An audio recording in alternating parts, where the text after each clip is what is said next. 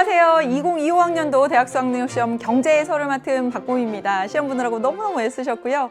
어려운 문제도 많은데 이 해설 강의 보면서 풀이 방법들 잘 익혀나가고 여러분이 경제 공부하는데 도움이 많이 되길 바랍니다. 특히 앞으로 수능을 보는 학생들에게 큰 도움이 되었으면 좋겠습니다.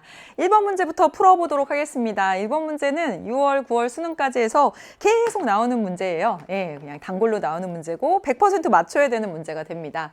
민간경제 순환의 일부 나타내주고 있다라고 되어 있고 임금이 가시장에서 결정된다라고 했으니까 임금이 결정되는 시장은 어디예요? 생산 요소 시장입니다. 따라서 가가 생산 요소 시장이죠. 그렇죠? 그래서 실물이 이렇게 가고 있습니다. 생산 요소 시장의 실물, 다시 말하면 노동, 토지, 자본을 보내는 공급자가 가계가 되죠. 따라서 A가 가계고요. B가 뭐냐면 생산 요소의 수요자, 기업이 되겠습니다. 네. 그러면 문제를 한번 풀어보도록 하겠습니다. 1번, A는 생산물 시장의 공급자이다 라고 되어 있습니다. A가?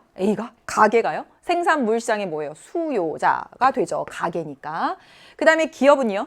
부가가치 창출하는 주체이다. 그렇지. 생산활동을 통해서 부가가치를 창출하는 주체가 되죠. 정답은 2번 하시면 되겠습니다. 기업 찾으면 끝나는 거죠. 그렇죠? 그 다음에 가계가 이윤 극대화야? 소비의 주체로서 효용 극대화입니다. 그렇지. 그래서 틀렸습니다. 그 다음에 기업은 뭐가 되죠? 가계가 생산 요소, 실물을 보냅니다. 노동, 토지, 자본과 같은 거야. 그래서 재화 서비스 했으니까 틀린 거죠. 그 다음에 가족의 휴가를 위한 여행 상품 구입에 대한 지출이 니은이다 라고 돼 있는데 이 가족 휴가를 위한 여행 상품 얘는 뭐냐면 생산 요소가 아니라 생산물 시장에서 거래되는 거야. 따라서 틀렸죠. 그쵸? 그래서 정답은 2번 이렇게 고르시면 되겠습니다. 2번 문제 단순한 문제예요. 다음 두 사례에 공통적으로 나타난 시장 실패의 원인 하고 나왔습니다. 시장 실패의 원인. 이거 시장 실패 공부한 학생들은 이거 다 맞춰야 되는데 이건 진짜 1번, 2번은 가로등, 제가 가로등으로 설명했습니다. 가로등 대표적으로 공공재죠.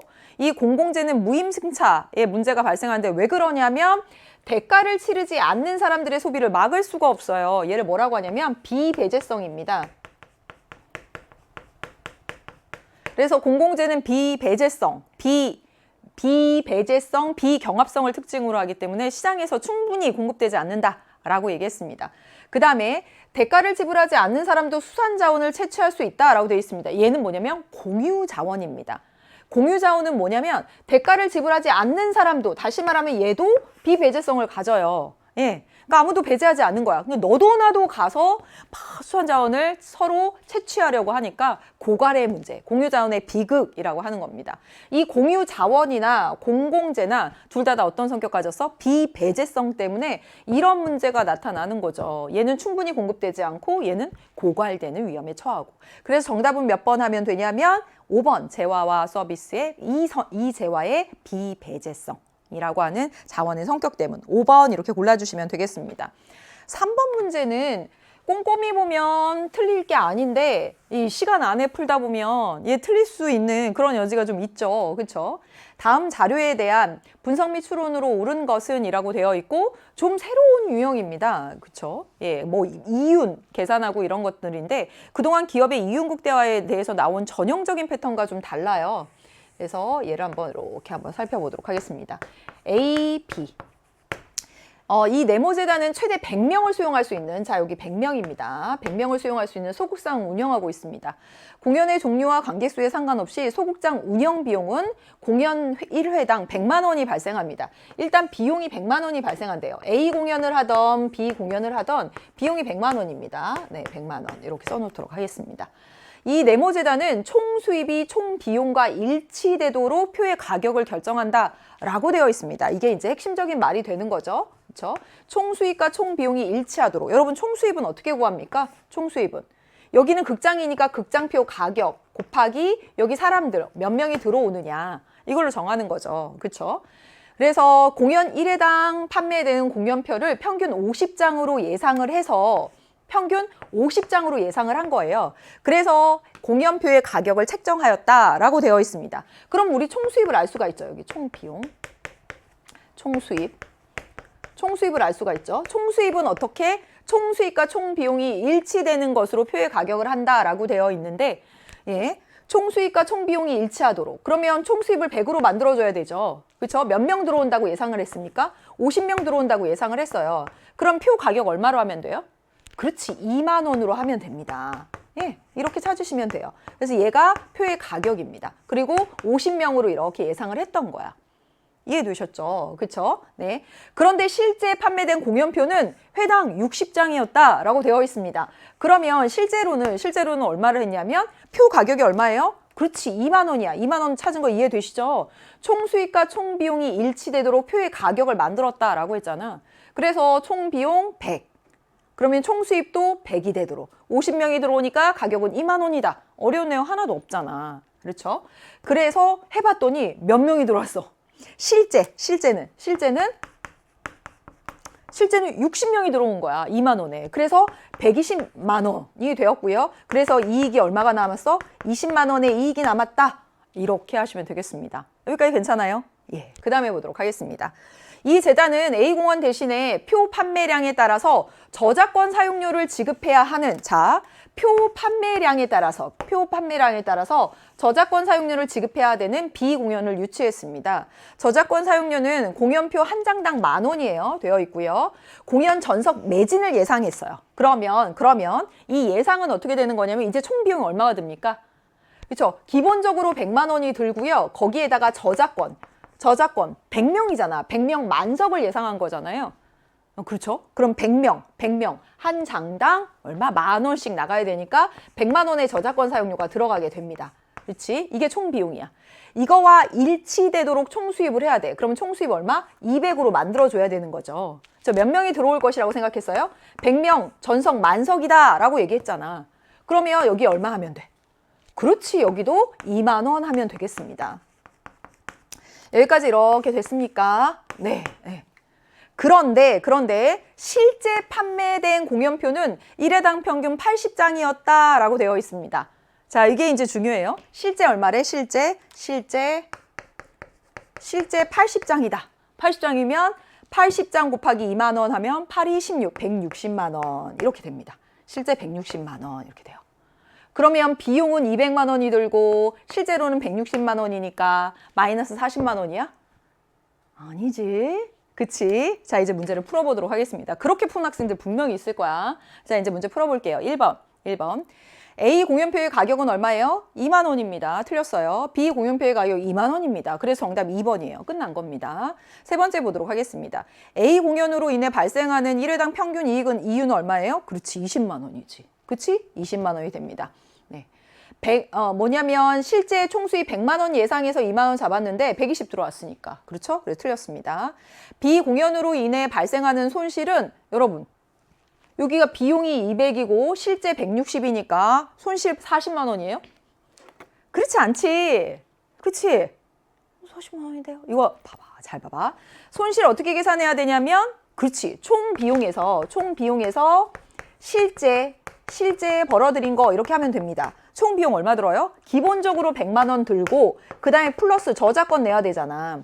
여러분 몇 명 들었다고 했어요? 100명을 예상했는데 그래서 표 가격 이렇게 잡은 건데 실제로는 80명밖에 안 들었잖아요. 그러니까 저작권 얼마 들어가요? 80만 원 들어갑니다. 그러니까 총 비용이 얼마다? 180이 되는 것이고 실제 얼마야? 160이지. 그러니까 마이너스 얼마야? 마이너스 20이지. 그치? 손실 20만 원입니다. 그래서 틀린 거예요. 그 다음에 B 공연표가 1회당 평균 80장 판매될 것으로 정확히 예측을 했다면 그렇다면 표의 가격은 얼마가 됐을까요? 그러면 80명 들어올 것으로 예측을 했다면 여러분 여기다 써주면 되죠. 그쵸? 얼마? 저작권 80 들어간다. 그러면 총 비용 180이니까. 예. 여러분 총 수입도 180이 나오게 해야 돼요. 그럼 어떻게 하면 되죠? 그렇지. 여기다 해볼게. 180이 나오게 해야 돼요. 예, 총 비용만큼 총 수입 똑같이 한다라고 했으니까. 그러면 곱하기 80명. 180만 원을 80명으로 나누면 22,500원 이렇게 됩니다. 예. 22,500원 맞죠? 그렇죠? 따라서 표의 가격은 25,000원이 아니라 22,500원일 거예요. 만약에 80명으로 예측을 했다면. 이해돼요? 예. 그래서 이거 틀렸습니다. 정답은 몇 번? 2번 이렇게 고르시면 되겠습니다. 괜찮아요? 예, 애썼습니다. 4번 보도록 하겠습니다. 4번도 이게 연계 문제고요. 어렵지 않은 문제입니다. 예, 뭐가 표가 있어서 뭔가 되게 있어 보이잖아. 근데 걱정하지 마시고 시장 균형에서 거래되고 있는 XZ 시장에 실효성 있는 가격 규제 정책이야. 이런 가격 규제 정책의 최고, 최저 가격제 있지. 균형 가격보다 높게 혹은 낮게야. 여러분 A를 한번 보세요. A를 보시면 가격 변화율이 어떻게 되죠? 플러스입니다. 따라서 A는 뭐냐면 가격을 높인 거죠. 가격을 높이고 거래량은 어때요? 이쪽으로 갔습니다. 마이너스입니다. 거래량은 줄어들었어요. 그렇지? 그 다음에 B를 보도록 하겠습니다. B는 어떠냐면 가격이 어때요? 가격 변화율 이쪽으로 이렇게 왔죠. 그쵸? 가격 변화율, 가격을 떨어뜨렸습니다. 그리고 거래량은 어때요? 그치? 마이너스 쪽으로 거래량 줄었습니다. 그래서 자 여러분 가격을 높여주는 가격 규제 정책 뭐예요? 그치? 이걸 최저 가격제라고 하지. 최저 가격제 현재 너무 낮아 이렇게 했잖아. 그러니까 시장 균형 가격이 이 수준인데 이게 너무 낮아. 이게 너무 낮아서 높게 이렇게 해주는 겁니다. 그래서 가격 하한제다 이렇게 얘기하는 거지. 그러면 가격 높여주면 공급자가 아무리 많이 공급하려고 해도 소비자가 여기까지밖에 안 해요. 그래서 거래되는 게 여기까지밖에 안 돼. 그러니까 거래량 줄어드는 거야. 그럼 이건 반대겠지. 이건 뭐냐면 최고 가격제가 되는 거야. 그래서 최고 가격제는 뭐지? 현재 시장 균형 가격이 너무 높아서 낮게 해주는 거야. 그래서 가격이 낮아지는 거죠. 누군 좋아해요? 수요자는 좋아합니다. 그러나 생산자가 싫어하니까, 공급자가 싫어하니까 여기까지밖에 안 되는 거예요. 여기까지밖에 거래가 안 되는 거죠. 그래서 이것도 거래량도 줄어들게 되는 겁니다. 그쵸? 기본입니다, 이거. 그럼 문제를 풀어보도록 하겠습니다. 1번 가는 뭐냐면 그래서 이 가나 중 하나를 시행하려고 하고요. A점은 가다. 그래서 최저 가격제, B점은 나다. 최고 가격제 이렇게 됩니다. 그래서 여기 최저 가격제라고 하셔야 되고요. 가의 시행은 뭐냐면 가격을 높여주는 겁니다. 누가 좋아하는 거예요? 공급자가 좋아하죠. 따라서 초과 공급이 발생하는 거지? 틀렸어. 그 다음에 보도록 할게요. 나의 시행은 판매 수입 증가 요인이다 라고 했는데 여러분 봐봐. 가격도 낮아지고 거래량도 줄어들었어. 판매 수입은 가격 곱하기 수량이란 말이야. 당연히 줄어드는 거지. 그렇죠? 그래서 감소 요인이다 라고 해야 됩니다. 나의 시행은 생산자 잉여의 감소 요인이다. 그렇죠. 생산자 입장에서 좋은 게 하나도 없어. 왜냐하면 가격도 낮췄어요. 거래량도 줄어들었습니다. 따라서 정답 4번 이렇게 고르시면 됩니다. 그 다음에 나의 시행은 모두 총잉여 증가 요인이다 라고 했는데요. 총잉여가 줄어들게 됩니다. 어디까지? 요만큼 날아가게 되는 거지. 그치? 여기도 이만큼 날아가게 됩니다. 왜냐하면 거래가 줄어들게 되니까. 총잉여 감소 요인이다 라고 하셔야 됩니다. 5번 문제를 가서 보도록 하겠습니다. 다음 자료에 대한 분석 및 추론으로 옳은 것은 이라고 되어 있습니다. 시장 균형에서 가격 70달러에 거래되고 있다라고 되어 있습니다. 그러니까 여기 보시면 가격, 균형 가격이네요. 그래서 공급량이 70개 이렇게 되어 있어. 그래서 이렇게 한번 그려보자면 이게 공급 곡선인 거야. 공급 곡선. 네. 그래서 가격 5, 60 이렇게 가면서 이게 똑같이 5, 6, 7, 8, 9, 10 이렇게 올라가니까 이게 공급 곡선 이렇게 되겠습니다. 그리고요. 어딘지 모르게 이렇게 수요선이 있는데 둘이 만나는 곳에서 70달러에 70개가 거래되고 있다. 이렇게 되어 있는 거죠. 그렇죠? 균형 가격에서 균형 가격 70달러에 거래되고 있다라고 되어 있습니다. 네, 그럼 70개가 거래되고 있는 거야. XZ 시장에서는 소비 측면에서만 발생한 외부 효과로 인해서 사적 편익 이외에 XZ 한 개당 일정액의 추가 편익이 발생하고 있다라고 되어 있습니다. 여러분 추가 편익이 있대. 사적 편익 이외에 사회적으로 추가 편익이 있대. 그러면 더 많이 소비되면 좋은 거지. 그치? 그럼 얘를 뭐라고 해요? 외부 경제라고 합니다. 예. 그래서 외부 경제가 발생한 것이구나 라고 하는 것을 알 수 있어. 그래서 이 수요선이 사적 편익선에 따라서 나타난 수요선이고 사회적 편익선에 따라서는 여기 이렇게 더 있는 거지. 이렇게.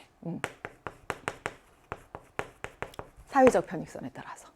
그래서 사회적 편익선에 따라서 여기까지 이게 최적의 거래량이 되겠죠. 그러자면 뭘 줘야 돼? 그렇지. 보조금을 주는 거지. 이만큼.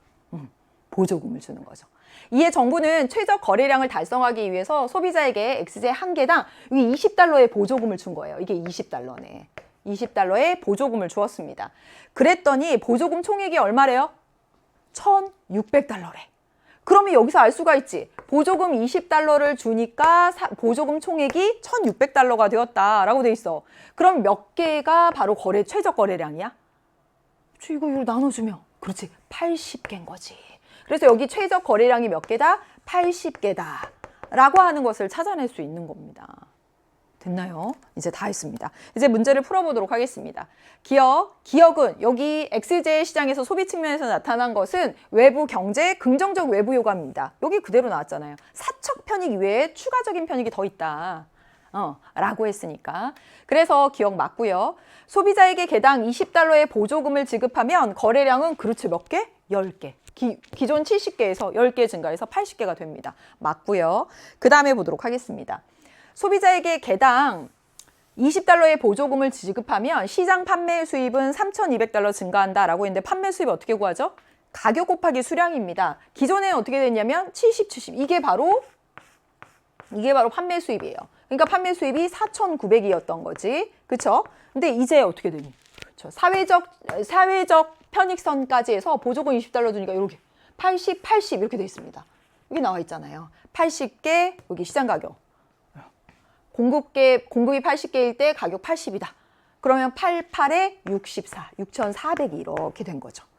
따라서 보조금을 지급하면 시장 판매 수입은 얼만큼 증가하게 되냐면 1,500만큼 증가하는 건가? 1,500이죠. 1,500 맞죠? 네, 3,200달러 증가한다. 틀렸습니다. 예, 틀렸고요.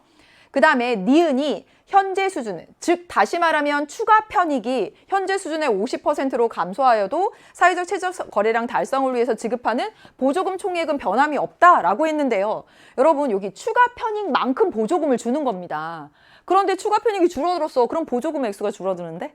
그치. 따라서 변함이 없다. 틀린 얘기가 되겠습니다. 그래서 정답은 여러분 기억, 니은 해서 여러분 1번 이렇게 골라주시면 되겠습니다. 다음 6번 문제로 가보도록 하겠습니다.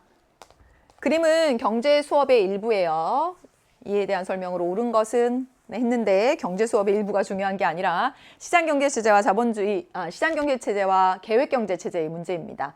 A, B의 특징에 대해서 말해볼까요? 라고 했더니 교사가 묻고요. 학생이 대답하고요. 교사의 답변을 먼저 보는 게 중요합니다. 뭐라고 했냐면 한 명만 옳게 대답했다라고 되어 있습니다. 그러면 첫 번째. 무엇을 얼마나 생산할 것인가 라고 하는 경제 문제죠. 생산물의 수량과 종류를 결정하는 경제 문제입니다. A에서만 발생해요? 아니지. 모든 경제체제에서 발생합니다. 그러니까 얘는 틀린 얘기한 거야. 얘 틀린 얘기한 것이고요. 두 번째, A와 달리 B에서는 생산 요소의 선택과 결합 방법에 대한 생산 방법에 대한 그 문제의 결정이 가격기구에 의해서 나타납니다. 라고 했어요. 그러면 얘는 B를 뭐로 본 거야? 시장경제체제로 본 거예요. A를 계획경제체제로 본 거고 그 다음에 A와 B 모두에서 자유로운 경쟁을 통한 이윤 추구 이거 어디에? 시장경제체제입니다. 모두 아니에요. 그래서 한 명만 맞았다라고 했으니까 이 맞은 한 명이 누구냐면 두 번째 학생입니다. 따라서 B가 시장경제체제가 되는 것이고 A가 계획경제체제가 되겠습니다. 문제는 뭐 다 끝났죠. 1번 가보도록 하겠습니다. A에서 보이지 않는 손이라고 하는 그 역할 중시하는 건 뭐냐면 시장경제체제죠. 그렇죠? 네, 틀렸습니다. B입니다. B. A와 달리 B에서는 정부의 계획에 의해 시장경제체제인데 틀렸죠. 그다음에 A, B 모두 자원 배분의 효율성보다 형평성을 강조한다. 그렇지 않습니다. 네, 효율성을 추구하면서 동시에 시장경제체제에서 형평성도 함께 고려하죠. 틀렸고요. 기억은 분배 방식이 아니라 뭐라고? 생산물의 종류와 수량에 대한 겁니다. 그래서 틀렸고요. 그럼 정답은 5번 되겠습니다. 기업의 자율적인 의사결정을 통해 인력을 감축하고 자동화 설비 시스템을 구축하는 것은 그렇지. 기업이 자율에 맡겨서 B에서 시장경제체제에서 이렇게 선택하겠죠. 생산 방법을 결정하겠죠. 정답은 5번 이렇게 골라주시면 되겠습니다. 7번 문제를 가보도록 하겠습니다. 7번. 다음 자료에 대한 분석으로 옳은 것은 이라고 되어 있고 명목 GDP, GDP 디플레이터 이렇게 나오면 그렇지 실질 GDP 바로 구해낼 수 있죠. 얘는 진짜 어렵지 않게 출제된 문제라고 볼 수가 있습니다. 예, 문제 보시면 GDP 디플레이터 나와 있고 명목 GDP 나와 있는데 아래 보시면 실질 GDP도 물어보고 그리고 경제 성장률은 실질 GDP의 증가율이니까 이 문제에서는 실질 GDP만 그냥 구하면 됩니다. 자, 한번 해보도록 하겠습니다. 네. T년부터 해서 T 플러스 3년까지 나왔네요. T년, T 플러스 1년, T 플러스 2년, T 플러스 3년. GDP 디플레이터 구하는 공식은 여러분이 그냥 잘 암기하고 있어야 돼요. 명목 GDP 분의 실질 GDP, 아니 실질 GDP 분의 명목 GDP. 네. 이렇게 썼어. 실질 GDP분의 명목 GDP 곱하기 100입니다. 네. 그래서 이거 똑같이 하려고 여기 명목 GDP 쓰고요. 여기 실질 GDP 쓰고 GDP 디플레이터 이렇게 써보도록 하겠습니다. GDP 디플레이터가 200, 100, 50, 150, 200, 100, 50, 150 이렇게 돼 있죠? 그렇죠? 맞게 썼겠죠? 네. 그 다음에 명목 GDP가 50, 100, 150, 300. 네, 50, 100, 150, 300 이렇게 되어 있습니다. 네. 그러면 여러분 여기 이 공식이 있으니까 얘가 바로 GDP 디플레이터다. GDP 디플레이터다. 라고 하는 공식이 있으니까 실질 GDP 다 구할 수가 있죠. 그렇죠? 여기 얼마나 돼야 됩니까? 그렇지. 25여야 되지. 25분의 50 곱하기 100 하면 200 나오는 거니까. 그렇죠? 여기는 얼마일까요? 그렇죠? 100 나오려면 그렇죠. 둘이 지워져서 100하고 나와야 되니까. 그렇죠? 여기는 얼마 나와야 될까요? 예, 300 나와야 되죠. 그렇죠? 2분의 1 곱하기 100 하면 50 나오는 거. 뭘 이렇게 친절하게 해. 그렇죠? 여기는 200 이렇게 나오면 됩니다. 그래서 실질 GDP를 다 구했어. 그래서 이제 문제 풀면 되죠. 1번 가보도록 하겠습니다. T년의 명목 GDP는 실질 GDP보다 크네요. 틀렸죠? T 플러스 1년 여기 있습니다. 전년 대비 명목 GDP의 증가율이 몇 %야? 그치? 50에서 50만큼 증가했습니다. 이걸 바로 뭐예요? 100%지. 그치? 100% 증가한 거야. 증가율 구하는 거 기본입니다. 사회문화, 경제 다 중요합니다. 50에서 50만큼 증가한 거예요. 50분의 50 곱하기 100. 여기는요? 그렇지, 여기 300%지. 25에서 얼마만큼 증가한 거야? 25에서 75만큼 증가해서 100이 된 거잖아. 그러니까 얼마? 300%입니다. 따라서 같다라고 하면 안 돼요. 틀렸습니다. 그 다음에 T 플러스 2년의 화폐 가치는 전년에 비해 하락했다라고 했는데 화폐 가치는 뭐 보면 되냐면 GDP 디플레이터의 증가율 보시면 됩니다. 자, 여러분 보시면 T 플러스 2년 여기 있어요. 100에서 50으로 GDP 디플레이터 물가 지수가 떨어졌습니다. 물가가 떨어졌어요. 그러면 화폐 가치가 올라가는 거지. 그렇죠? 10,000원으로 살 수 있는 게 많아지는 거잖아. 그렇죠? 틀렸습니다. 그 다음에 4번 T 플러스 2년의 실질 GDP는 T 플러스 2년의 실질 GDP는 T 플러스 1년보다 큰데? 그렇죠. 틀렸습니다. 그 다음에 T 플러스 3년의 경제성장률. 경제성장률이 실질 GDP의 증가율입니다. T 플러스 3년의 경제성장률 보도록 하겠습니다. 300에서 200으로 줄어들었어요. 그러니까 마이너스 값인 거지. 그치? 실질 GDP의 증가율. 근데 감소했으니까 음해값 맞죠? 그래서 정답은 5번 이렇게 골라주시면 되겠습니다. 자, 이제 8번을 가보도록 하겠습니다. 8번. 다음 자료에 대한 분석 및 추론으로 옳은 것은 이라고 되어 있고요. 표는 2023년에 이것도 새롭게 나왔어요. 이런 형식이 새롭게 나왔습니다. 네. 표는 2023년에 근로소득이 5천만 원인 갑의 2023년에 소득 및 소비 관련된 분석 자료입니다. 단 근로소득 이외에 정기적으로 발생하는 소득은 없다라고 했어요. 자, 정기적으로 발생하는 소득을 여러분 뭐라고 불러요? 경상소득이라고 부릅니다. 그러면 여기 경상소득하고 나왔네. 그럼 경상소득은 근로소득이 다라는 거지. 경상소득에는 근로소득도 있고 재산소득도 있고 그다음에 이전소득도 있고 하는데 그냥 근로소득이 다라는 거야. 따라서 이 경상소득이 얼마가 되는 거죠? 5천이 되는 거죠. 5천이 됩니다. 네. 그러면 경상소득 대 비경상소득은 일시적으로 들어오는 거예요. 그게 5대 1이래. 그럼 비경상소득이 1000이구나 라고 하는 거 이렇게 찾았단 말이야. 여기까지 됐습니까? 네. 그 다음에 보도록 하겠습니다. 그럼 이제 소득이 얼마라고 하는 걸 찾았어. 두 개 더해서 소득은 다 더해서 경상과 비경상 다 더해서 6천이잖아. 그런데 소득과 저축의 상대적인 크기는 6대 1이래. 그럼 저축이 얼마라고 하는 걸 찾았어요? 1000이라고 하는 걸 찾았습니다. 됐죠? 그쵸? 자, 이제 그 다음에 보도록 하겠습니다. 처분 가능 소득 대 소비 지출은 4대 3이다. 이렇게 되어 있습니다. 그럼 한번 보도록 하겠습니다. 여러분, 처분 가능 소득은 어떻게 구해요? 처분 가능 소득은? 그렇지. 소득에서 비소비 지출을 뺀 것을 처분 가능 소득이라고 합니다.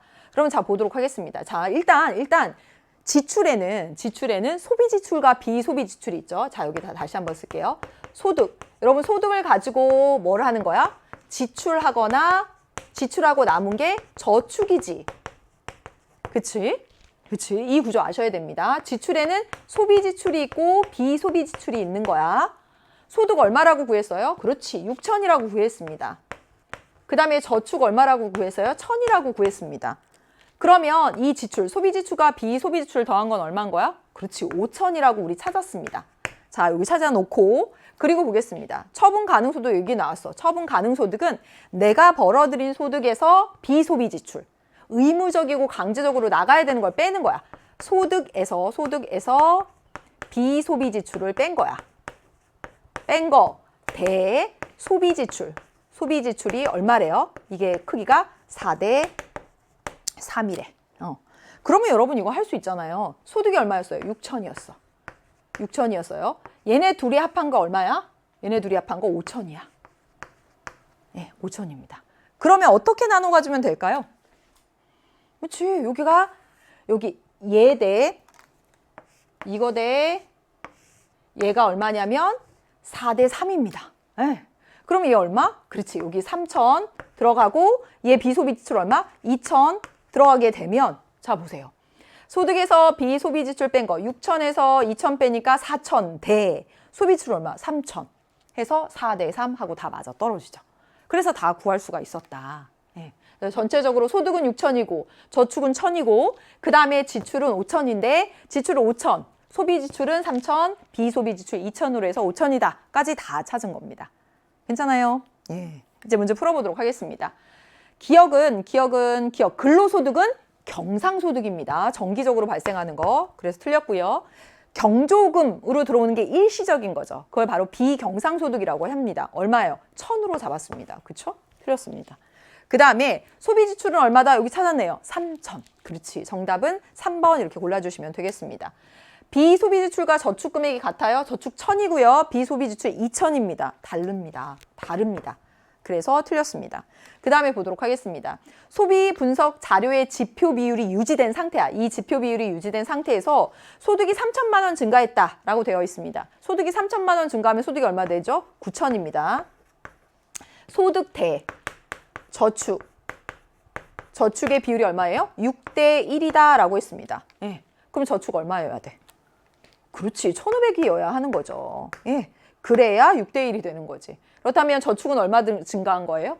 1,000에서 1,500으로 500만큼 증가한 거지. 이해됐습니까? 네, 잘했습니다. 그래서 정답은 3번 이렇게 골라주시면 되겠습니다. 9번 문제를 가서 보도록 하겠습니다. 9번 문제는 6월하고 9월에 계속 나왔어요. 6월에 여러분이 가장 어렵다고 한 문제였습니다. 수능 특강하고 연계 문제였고요. 예, 9월이 오히려 얘보다는 조금 더 어려웠던 것 같아요. 9월이. 예, 한번 풀어보도록 하겠습니다. 갑국에서는 A기업과 B기업만 존재합니다. 갑국에서 이 두 기업만 존재하고 있어요. 네. 두 기업은 모두 갑국에서만 생산을 하고요. 생산물은 생산회 내에 전량 판매되고 생산비에는 뭐가 들어가냐면 중간재 구입 비용하고 그 다음에 노동비용 이렇게 들어가게 됩니다. 표는 2023년 두 기업의 생산량 나와 있고요. 그리고 생산비 나와 있습니다. 이 생산비에 뭐? 중간재 구입 비용하고 노동비용 들어간다라고 돼 있어. 자, A기업부터 한번 해보도록 하겠습니다. A기업과 B기업의 A기업과 B기업의 자, 판매 수입부터 한번 해보도록 할게. A기업 중간재 없이 X제만 생산하는데 생산된 X제는 개당 얼마? 10달러다라고 했습니다. 판매 수입 여러분 어떻게 구하면 돼요? 가격 곱하기 수량입니다. 따라서 수량 100억 개, 그 다음에 10달러에 라고 되어 있습니다. 그러니까 1,000억 달러?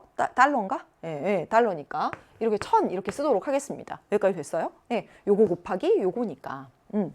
그 다음에 중간재 없이 생산한다라고 되어 있어요. 중간재 없습니다. 중간재 없어요. 그럼 여기다가 중간재 없다. 여기는 없다. 이렇게 쓰도록 하겠습니다. 갑국 내에서 전량 판매된다. 여기까지 이렇게 해볼게요. 그 다음에 B기업은 수입한 원자재만을 중간재로 사용하며 여기는 원자재가 있네. 중간재가 있어요. Y제를 생산하고요. 중간재 구입 비용은 생산비의 75%다라고 되어 있습니다. 생산비는 여기 나와 있지. 중간재 구입 비용하고 플러스 노동 비용인데 중간재 구입 비용이 생산비의 75%다라고 했으니까 얼마야? 그렇지. 300인 거지. 300 이렇게 쓰면 됩니다. 그래서 중간재 구입 비용이 300이고 노동 비용으로 나간 게 100이구나. 이렇게 하시면 됩니다. 괜찮죠? 그렇죠? 그리고 생산된 Y제는 개당 5달러입니다. 그러면 여러분 이것도 판매 수입 한번 계산해 보도록 하겠습니다. 200억 개를 5달러 해. 그러면 얼마야? 곱하면 1000억 달러 이렇게 되는 거죠. 그쵸? 이렇게 하면 판매 수입에서 중간재 가치를 뺀 것을 우리 뭐라고 해? 부가가치라고 하는 거지. 자, 여기 부가가치는 얼마입니까? 1000입니다. 그치? 여기는요? 그치, 중간재를 빼줘야 되지. 700이지. 여러분 GDP 어떻게 구합니까? 그 나라 안에서 생산된 모든 재화, 부가가치의 총합으로 구하게 됩니다. 따라서 GDP 얼마다? GDP는 1700이다. 이렇게 구해놨습니다. 이렇게 구해놓은 거야. 됐지? 그래서 이렇게 부가가치 1000 이렇게 하고 나면 얘를 뭐로 하게 되는 거야? 얘를 노동비용으로도 나가고 그 다음에 나머지가 이윤으로 이렇게 남게 되는 거지. 그쵸? 네. 그 다음에 여기 있네요. 그 다음에 생산된 Y제는요. 여기가 X제고요. 그리고 여기가 Y제입니다. Y제는 전량 판매가 되고요. 50%는 수출된다라고 되어 있습니다. 그러니까 여기 1000억 달러 중에서 500은 국내에서 소비하고 500은 뭐냐면 얘가 수출이다 라고 하는 것을 알 수가 있겠습니다. 네, 여기까지도 되었습니다. 자, 이제 문제를 한번 풀어보도록 하겠습니다. 문제를 1번 A 기업이 창출한 여기 있네요. 여기 생산비 여기 100억 달러가 있네요. 이 100억 달러는 뭘까요? 100억 달러는 자, A 기업은 생산비는 중간재와 노동비용으로 이루어지는데 A 기업은 뭐냐면 중간재 없이 생산비야. 그럼 얘가 다 뭐겠어? 그렇지. 노동비용이 100만큼 든 거지. 그렇지? 그러면 부가가치 1000에서 노동비용 100만큼 들었고 이윤은 얼마? 900 이렇게 갖는 겁니다. 되셨나요? 예. 여기도 한번 해보도록 하겠습니다. 부가가치 700인데요. 노동비하고 이윤인데 노동비는 얼마야? 그렇지. 여기 100이지. 그러니까 노동비 100만큼 나가고 이윤은 얼마? 600이 되겠다. 이렇게 하시면 다 정리가 된 겁니다. 그래서 이 구조는 진짜 잘 알고 있어야 돼요. 예, 잘 알고 있어야 됩니다. 해보도록 하겠습니다. 1번 A 기업이 창출한 부가가치 여기 있어요. 1000억 달러고 B 기업보다 어때요? 크다. 그래서 틀렸고요. 두 번째 A 기업의 이윤은 얼마가 되냐면 이게 이윤입니다. 부가가치에서 노동으로 생산비 나간 거 빼고 나머지입니다. 900이고 600입니다. 따라서 어때? 더 크다라고 하셔야 됩니다. 그 다음에 갑국의 중간재 구입 비용은 400억 달러이다 라고 했는데요. 갑국의 중간재 구입 비용입니다. 여긴 없고요. 여기 300억 달러죠. 그쵸? 그래서 틀렸습니다. 그 다음에 갑국의 순수출이라고 했어요. 순수출은 뭐지? 그렇지. 수출에서 수입을 뺀 게 순수출입니다. 그런데 X제는 국내에서 다 판매가 됐고요. Y제의 경우에 얼마? 절반이 수출됐다라고 했어요. 그러니까 수출이 얼마냐면 500억 달러가 있고요. 수입은? 그렇지. 여기. 수입한 원자재만을 중간재로 썼다라고 되어 있습니다. 수입한 거 어디? 여기 원자재. 이거. 이게 수입한 겁니다. 따라서 300을 빼줘야 되는 거예요. 예. 그러면 얼마? 그렇지. 200. 정답은 몇 번? 4번. 우리가 6월하고 9월에 다 봤는데도 불구하고 뭔가 복잡해 보이는 마음은 이해합니다. 근데 구조를 이해하셔야 돼요. 이렇게 계속 풀었어요. 예, 이렇게 계속. 제가 이렇게 그려서 계속 풀었습니다. 판매 수입, 총 수입 찾고 중간재 뺀 것을 부가가치로 하고 부가가치를 노동 그밖에 토지 이런 것도 있는데 여기서는 노동과 이윤으로만 본 거죠. 그렇죠? 그래서 4번이 정답이 되고요. 각국의 GDP 얼마예요? 그렇지. 1700으로 구해왔잖아. 부가가치의 총합. 네, 부가가치의 합 1700입니다. 그래서 정답 4번 하시면 되겠습니다. 10번 문제를 가보도록 하겠습니다. 10번 문제 진짜 여러분 어려웠을 것 같아. 이게 빈칸이 많은 채로 이 기회비용과 순편이 구하는 게 이게 만만치가 않습니다. 그래서 여러분 어려웠을 텐데요. 차근차근 한번 해보도록 하겠습니다. 표는 갑이 상품 A, C로부터 얻은 편익, 그 다음에 상품의 가격, 그리고 설치비가 나와 있어. 그러니까 얘네 둘이 다 뭐가 되는 거야? 명목 비용이 되는 거죠. 그쵸? 예, 명시적 비용, 명목이래. 명목 GDP 하다가 명시적 비용이 되는 거죠. 예, 명시적 비용이 되고 여기 편익이 나와 있습니다. 그럼 암묵적 비용은요? 어떻게 구하는지 여러분 아시죠? 일단 보도록 할게요. 갑은 상품 A, C 중에서 A를 구입하였고 라고 되어 있습니다. 얘에 따라서 먼저 이제 전개를 해 나가야 돼요. 이제 A를 먼저 구입했고 그 직후에 B의 가격에 대한 20% 할인과 C 설치비 면제 행사가 시작이 된 거야. 얘 구입하고 났는데 얘 깎아주고 얘 설치비 면제해주고 이러는 거야. 그럼 이거 어떡하지? 이거 환불도 안 돼. 그런데 보니까 B 또는 C를 새로 구입할 경우 A에 대한 환불은 안 되지만 A를 중고거래 사이트에서 최대 25만 원까지 판매가 가능한 거야. 이제 고민이 되는 거지. 실제 있을 수 있는 일이잖아요. 예. TV 설치하는데 A, B, C사, 통신사 어디로 할까? 여기 했는데 여기서 뭐 주고 한대. 이러면 고민이 되잖아. 이에 갑은 다음 세 가지 방안 중 하나를 선택하려고 하는데요. 단 갑은 편익과 기회비용만을 고려하여 합리적으로 선택을 하고요. A, C로부터 얻은 편익은 변함이 없어요. 예, 1안은 A를 계속 사용하느냐. 아니면 A를 중고거래사에 팔고 B로 가느냐. 이게 2안. 얘를 팔고 C로 가느냐. 이게 3안. 이렇게 되겠습니다. 상당히 복잡하죠. 자, 일단은 A를 구입한 상황에서 분석을 먼저 해보도록 하겠습니다. 해볼게요. 여기다 이렇게 여기다 쓰면 되겠다. 여기 있는 그대로 써볼게요. 자, 여러분 A를 선택했다라고 하는 것은 자, 여기 A를 선택한 거예요. A를 선택했다라고 하는 것은 A 편익에서 이 명시적 비용을 뺀 거. A 편익에서 명시적 비용을 뺀 만큼의 이게 기쁨이죠. 그렇죠? 이걸 바로 여기 기억에서 마이너스 30을 뺀 기쁨. 그래서 B, C의 암묵적 비용은 뭐냐면 이 선택한 이 A를 선택함으로써 얻은 가치, 얘를 놓치는 겁니다. 그래서 3개 이상의 선택지가 나왔을 때는요. 암묵적 비용은 뭐냐면 합리적 선택에 따른 이걸 놓친 것입니다. 그러니까 기억 마이너스 30이 B와 C의 암묵적 비용이 되는 거예요. 이건 언제나 여러분 그렇습니다. 얘가 합리적 선택이니까 B를 선택하면 놓친 거 이거지. C를 선택하면 놓친 거 얘가 되는 겁니다. 그래서 자, 여기다 한번 써볼게. B하고 C를 할 거고요. 편익이 얼마가 되냐면 여기 40, 그 다음에 디귿. 그 다음에 명시적 비용이 얼마가 되냐면 니은 더하기 3이죠? 그쵸? 두 개 다 명시적 비용이니까 니은 더하기 3이 되는 것이고 얘는요 40이 됩니다. 암묵적 비용이 얼마가 된다고요? 얘가 합리적 선택이야. 처음에 A를 선택할 때. 따라서 B, C에 따라서 놓친 것은 이겁니다. 여기 편익에서 이 가격을 뺀 거. 그래서 기억 마이너스 30. 여기도 기억 마이너스 30 이렇게 됩니다. 자, 이제 이 관계를 한번 알아본 이게 이제 문제를 푸는 데 있어서 굉장히 중요한데요. 편익에서 기회비용, 얘네가 기회비용이죠. 얘를 뺀 값입니다. 예, 뺀 값이 얘네 어때요? 0보다 작아야 되는 거지. 그치, 음해가. 여기도 역시 편익에서 기회비용을 뺀 값이 0보다 작아야 됩니다. 그래서 한번 써보자면 이거 이렇게 쓸 수 있는 거야. 40 빼기 기회비용 요 두 개 더해. 니은 플러스 3 더하기 기억 마이너스 30 이렇게 한 것이 0보다 작아야 된다는 거야. 이 말이야. 이걸 이렇게 정리해보면 기억 니은을 중심으로 해서 여러분 정리해보면 여러분이 산수는 더 잘하니까 정리해보면 어떻게 나오냐면 기억 더하기 니은은 67보다 커야 된다라고 하는 게 하나 나오게 됩니다. 네, 기억 더하기 니은은 67보다 커야 된다. 이것도 마찬가지로 정리할 수 있어요. 이쪽 해보면 디귿에서 역시나 이제 기회비용 이거 두 개 다 더한 거 40 더하기 기억 마이너스 30 이렇게 한 것도 역시 0보다 작아야 됩니다. 그래서 얘를 정리하면 또 어떻게 되느냐면 기억이 디귿에서 10을 뺀 것보다 크다라고 하는 식이 나오게 됩니다. 네, 그래서 이 두 가지 식이 이렇게 나왔어요. 일단 이게 뒤에 가서 이제 문제를 풀 때 필요하니까 얘를 해놓고 이제 문제를 해결해 보도록 하겠습니다.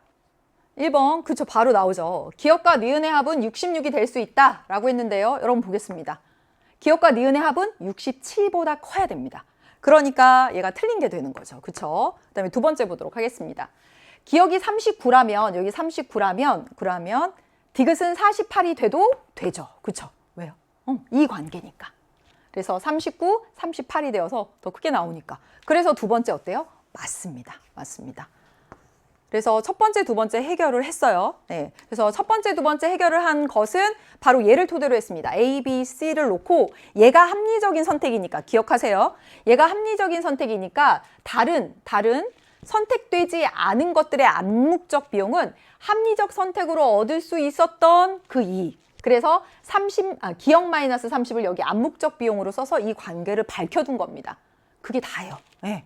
뭔가 복잡해 보였지만 산수가 있어서. 그 다음에 이제 디귿 리을 선지는 1안을 선택할지 2안을 선택할지 3안을 선택할지 보는 거예요. 자, 기역, 니은이 각각 35이면 여기에 35가 들어가게 되면 2안을 선택한다라고 되어 있습니다. 그러면 자, 이제 세 번째 디귿 선지 보도록 하겠습니다. 세 번째 선지를 보는데 이제 1안과 2안이야. A, B, C가 아니야. 1안하고 2안을 비교해 보도록 하겠습니다. 1안의 편익, 그 다음에 명시적 비용, 그 다음에 암묵적 비용. 그래서 비교를 해봐야 되는 거잖아. 편익은 변함이 없다라고 했으니까 1안의 편익은 뭐냐면 A를 계속 사용하는 거야. 편익이 얼마예요? 기역입니다. 기역. 이렇게 할 거고요. 그 다음에 2안은 A를 중고거래 시장에 판매하고 B를 구입하여 사용하는 것이다 라고 되어 있습니다. 자, 그러면 A를 중고시장에 판매하면 얼마까지 받을 수 있다고 해서 최대 25만 원까지 받을 수 있다고 했어. 따라서 2안을 선택하게 되면 원래 B를 선택함으로써 갖는 편익 40에다가 얘를 최대 25만 원까지 받을 수 있다고 했죠. 그쵸? 그러니까 25 최대치로 해서 25보다 적을 수도 있어요. 24가 될 수도 있어요. 그러니까 25 이하 이렇게 써놔야 되겠지. 진짜 복잡합니다. 그리고 B를 선택함으로써 이제 돈이 들 거 아니야. 그 명시적 비용은 어떻게 되냐면 이 B의 경우에 가격의 20%에 대한 할인이 이루어졌다라고 되어 있습니다. 지금 이 문제를 보시면 디귿 문제는 뭐냐면 기역과 니은이 각각 35이면 이라고 되어 있어요. 여기가 35고요. 자, 여기가 35인데 35에서 할인이 들어갔다. 20% 할인이 들어갔어요. 그러면 35에 20% 할인, 7만큼 할인 들어가서 얘 얼마 되냐면 28입니다. 그쵸? 28에 설치비가 들어가니까 얼마? 31이 되는 거지. 그치? 31이 되는 거죠. 이해됐나요? 네. 그리고 1안의 경우에는 그냥 그 편익, 기억이 아까 얼마냐면 35였습니다. 35고요. 1안은요, 이제 비용이 들어가지 않습니다. 이미 A를 사용하고 있는 거야. 그냥 계속 사용하고 있는 거니까 편익만 들어가고 명시적 비용 없고 암묵적 비용, 명시적 비용 없는 겁니다. 이해됐나요? 이미 샀으니까. 그래서 여기 없는 게 포인트야. 자, 이제 계산을 한번 해보도록 하겠습니다. 1안과 2안 두 개가 있어. 두 개가 있는데 2안을 선택할 때 놓친 암묵적 비용은 바로 여기인 거지. 그치? 35에서 0을 뺀 거. 이걸 놓치는 겁니다. 여기 이렇게 오는 거잖아. 그럼 얼마야? 35가 여기 오게 됩니다. 그러면 여러분 2안을 선택함에 따라서 기회비용이 얼마가 나와? 66이 나오게 됩니다. 그쵸? 2안을 선택함으로써 얻는 편익은 얼만데? 65보다 작은 거잖아. 최대 65까지 받을 수 있고 65보다 작은 거잖아. 편익은 65보다 작고 기회비용은 66입니다. 그럼 여기 어때? 마이너스잖아. 순편익 마이너스입니다. 따라서 디귿 보도록 하겠습니다. 만약에 기역 니은에 35가 들어가게 되면 2안은 선택하지 않습니다. 예. 그래서 틀렸습니다. 그러면 이제 리을을 보도록 하겠습니다. 리을도 마찬가지로 똑같이 해볼 수가 있어요. 자, 리을. 니은에 상관없이, 즉 B에 여기 어떤 값이 들어가든지에 상관없이 라고 나와 있고요. 그리고 뭐라고 되어 있냐면 3안은 선택하지 않는다 라고 되어 있습니다. 자, 얘를 풀기 위해서 1안과 3안을 한번 비교해 보도록 하겠습니다. 1안과 3안을 한번 비교해 볼게요. 그래서 1안의 편익은 뭐냐면 일단 기역입니다. 그쵸? 기역입니다. 1안은 이미 A를 계속 사용하는 거니까 명시적 비용이 안 들어가요. 여기까지 0 이렇게 됐죠. 그쵸? 그 다음에 3안은요. 3안의 편익은 얼마냐면 디귿에다가 역시 A를 팔았을 때 25만 원. 최대 25만 원이니까 25만 원 이하가 들어올 수 있죠. 이게 편익입니다. 그 다음에 C, 3안을 했을 때 C를 살 때는요. 설치비 면제해 준다고 했어. 그러니까 5 빼고 얼마냐면 35가 명시적 비용이 됩니다. 그쵸? 그러면 이 3안을 선택했을 때 놓친 것은 3안을 선택했을 때 놓친 건 뭐다? 이거지. 이걸 놓친 거지. 그치? 얼마를 놓친 거야? 기역에서 0을 뺀 거. 이게 암묵적 비용이 되겠습니다. 그러면 이 식도 똑같이 여기처럼 써줄 수 있어. 자, 여기에서. 그렇지? 여기에서 뭐 이것을 빼주는 거지. 얘를 빼주는 거죠.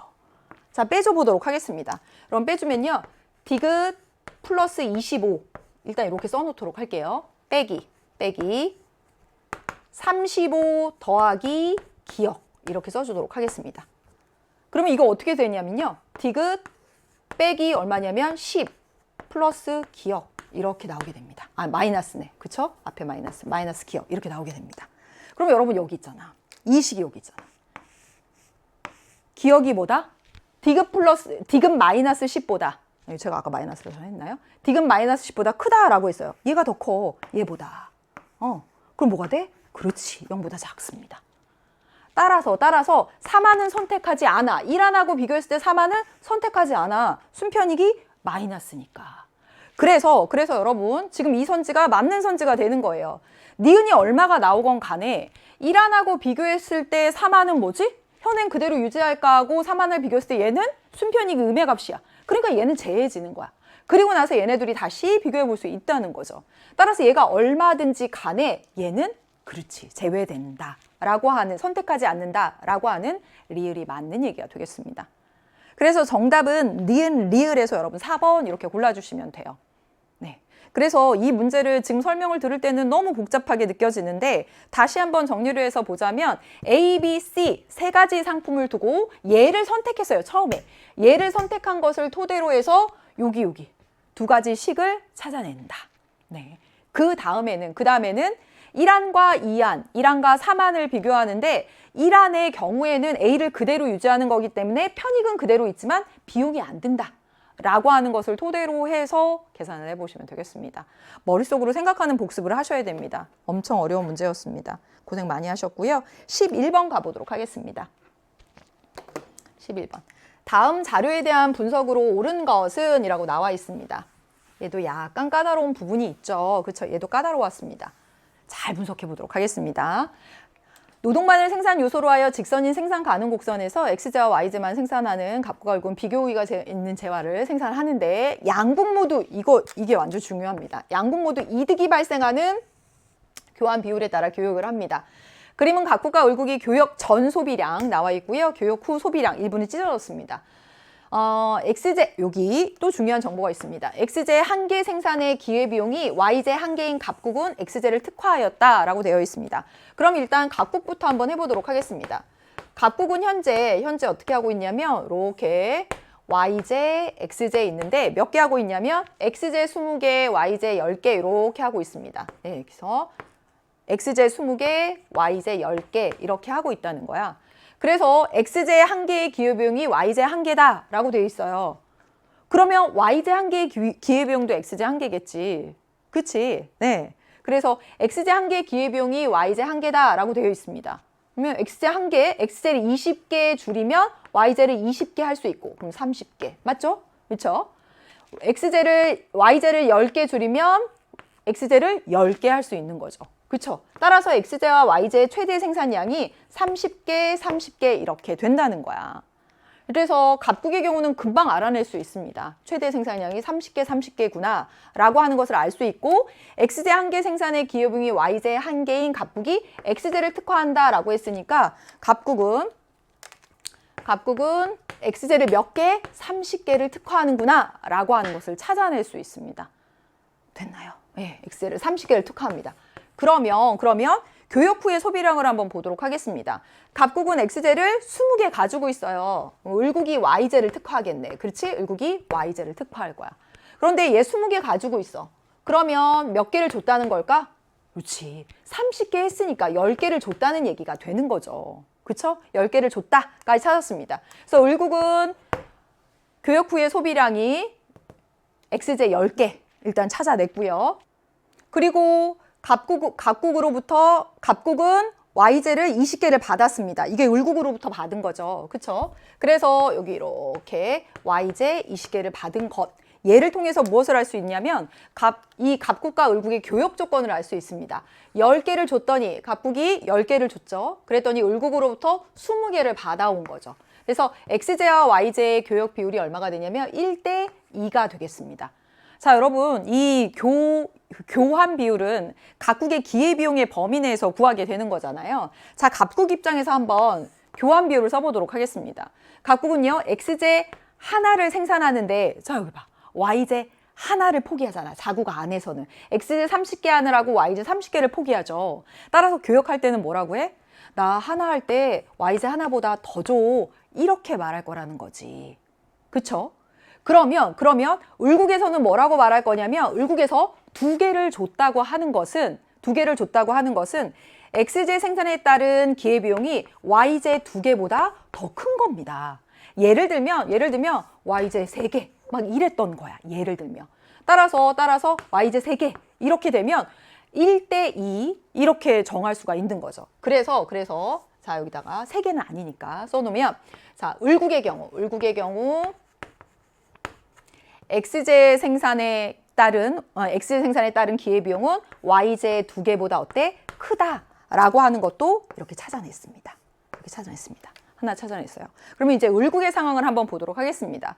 을국은 교육 전에 어땠냐면 X제 10개, 그쵸? X제 10개, Y제 40개 이렇게 하고 있어요. 그쵸? 10개, 40개 이렇게 하고 있었습니다. 자, X제 하나 생산의 기회비용은 Y제 2개보다 커. 그러면 Y제 생산의 기회비용은 역수로 쓰게 되는 거죠. 그렇죠? Y제 생산의 기회비용은 X제 2분의 1보다 더, 그렇지. 여기가 3이면 3분의 1. 더 작게 나와야 되는 겁니다. 2분의 1보다 작게 나와야 돼요. 그래서 여러분 보시면요. 자, 을국의 경우를 보시면 자, 여기 10개를 포기했어요. 10개를 포기했을 때 만약에 2분의 1이면 20개밖에 안 되잖아.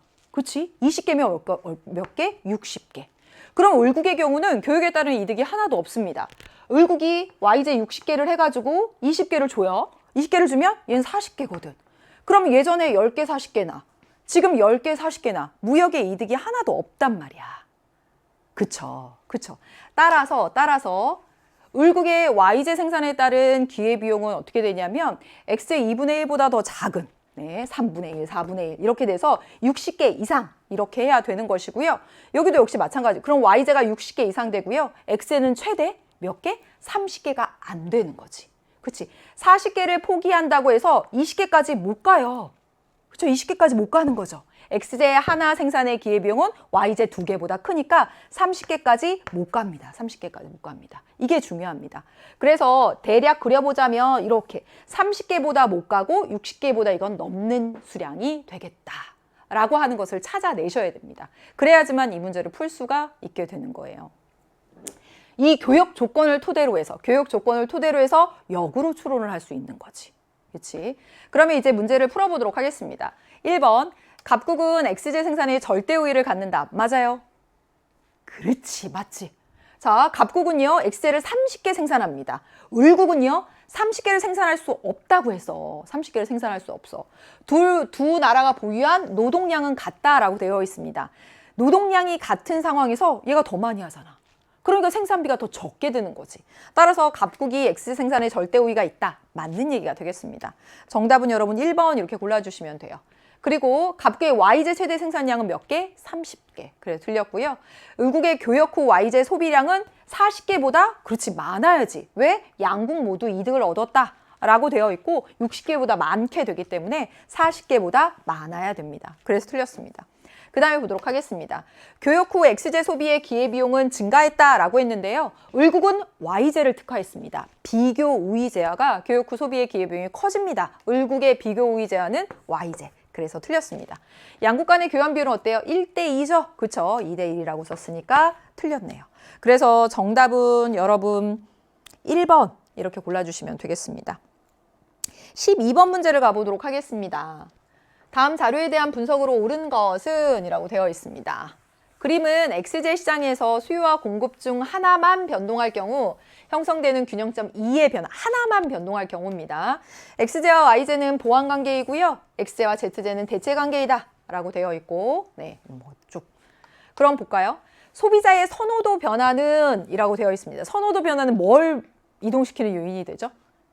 그렇지. 수요 변동의 요인이 되죠. 따라서 어디로 움직여요? 그렇지. 선호가 증가하면 오른쪽으로 아니면 왼쪽으로. 따라서 B나 C로 이동하게 되는 거죠. 기본 문제입니다. 두 번째 가보도록 하겠습니다. X제의 공급자 수 감소는 X제하고 Z제의 관계를 묻고 있어요. X제와 Z제는 대체 관계다라고 되어 있습니다. X제의 공급자 수가 감소하게 되면 X제 가격이 어떻게 되지? X제 가격이 올라가게 됩니다. 그렇죠. 대체 관계입니다. 그러면 얘 가격 올라가니까 쓰임이 비슷한 Z제의 그렇지 수요가 증가하게 됩니다. 수요 증가하면 어때? 거래량이 증가하는 거지. 그렇지? 틀렸습니다. 세 번째, YJ의 생산 기술 혁신은 B점으로의 이동 요인이다 라고 돼 있어요. YJ하고 XJ는 어떤 관계입니까? 보완 관계입니다. YJ의 생산 기술이 혁신되면 YJ의 공급이 늘어나게 되죠. 공급이 늘어납니다. YJ 공급이 늘어나면 YJ 가격이 어떻게 될까? 떨어지죠. 공급이 늘어나면 가격이 떨어지잖아요. 그래프 안 그려도 아시죠? YJ와 XJ는 무슨 관계? 보완 관계. 얘 가격 떨어지면 얘 많이 사고 덩달아서 그렇지 XJ도 많이 삽니다. 함께 쓰면 좋은 거니까. 그래서 XJ도 많이 삽니다. 수요 오른쪽으로. 그렇지. 따라서 정답은 3번 이렇게 골라주시면 되겠습니다. 4번 가보도록 할게요. YJ의 공급 감소는 YJ의 공급이 감소했습니다. 그럼 YJ의 공급이 감소하게 되면 YJ 가격이 어떻게 될까? 그렇지. 올라가게 되지. 그렇지? XJ의 판매 수입 증가 요인이에요? 아니지. 둘이 보완 관계야. 얘 가격이 올라가서 얘 적게 사면 XJ도 적게 삽니다. 그렇지? 판매 수익 감소 요인이 되겠습니다. 그 다음에 ZJ의 생산 요소 가격의 상승은 ZJ의 원재료 가격이 상승했어. 그러면 ZJ의 공급이 감소하게 되고 ZJ의 가격이 어떻게 돼요? 그렇죠. 올라가게 됩니다. 가격이 올라가게 되면 자 XJ, 이건 XJ 시장입니다. ZJ의 가격이 올라갔어요. 그러면 XJ를 더 많이 사게 되죠. 대체 관계니까. 얘 가격이 올라갔으니까 XJ 더 많이 삽니다. 수요가 오른쪽으로 B점으로 이동하게 되는 것이지. 정답은 여러분 3번 이렇게 골라주시면 되겠습니다. 13번을 가보도록 하겠습니다. 다음 자료에 대한 분석으로 옳은 것은 이라고 되어 있고요. 표는 T년 각국 A, B 지역의 경제활동 참가율하고 실업률을 나타내주고 있고 T년과 T 플러스 10년 경제활동 인구가 변함이 없고 A 지역의 경제활동 인구는 변함이 없고 자 여기 주어진 정보 다 보도록 하겠습니다. 변함이 없고 실업자 수는 25% 감소했다. A 지역과 관련된 거. B 지역의 경제활동 인구와 취업자 수는 각각 50%씩 증가했다 라고 되어 있고요. 갑국은 A, B 지역으로만 이루어져 있고요. 그 다음에 갑국의 15세 이상 인구가 변함이 없고 T년과 T 플러스 10년 모두 A 지역의 15세 이상 인구는 B 지역 15세 이상 인구랑 같다라고 되어 있습니다. 그러니까 이게 어렵지 않죠. 자, T년의 A 지역부터 한번 보도록 하겠습니다. 15세 이상의 인구와 A 지역과 B 지역이 같다 라고 했으니까 둘 다 100명 이렇게 하면 되겠죠. 그렇죠? 100명 이렇게 해보도록 하겠습니다. 100명 이렇게 해볼게요. 100명 할 거고 이 15세 이상 인구를 경제활동 인구랑 비경제활동 인구, 경제활동 인구랑 비경제활동 인구 이렇게 나누게 되죠. 그렇죠? 나누게 되는데 자, A지역 T년을 보도록 하겠습니다. 이게 T년 관련된 자료예요. 경제활동 참가율이 80, 실업률이 10 이렇게 되어 있습니다. 그러면 100에서 경제활동 인구가 80명. 그렇지? 그럼 비경제활동 인구 20명 이렇게 하시면 되죠. 그렇죠? 경제활동 인구는 또 나눠집니다. 뭐? 취업자, 실업자 이렇게 나눠집니다. 네. 그런데 실업률이 10%래. 실업률은 어떻게 구해요? 경제활동 인구 대비 실업자 수입니다. 80에 10%니까 실업자가 8명. 그러면 취업자가 72명 이렇게 하시면 됩니다. 다 한 거예요. 그 다음에 B지역도 한번 해보도록 하겠습니다. B지역은 뭐냐면 경제활동 참가율이 50이래요. 50이래요. 그러면 여기 경제활동 인구가 50명, 비경제활동 인구 50명 이렇게 되겠습니다. 실업률이 8%래. 그럼 어떻게 하면 돼? 똑같아. 취업자, 실업자.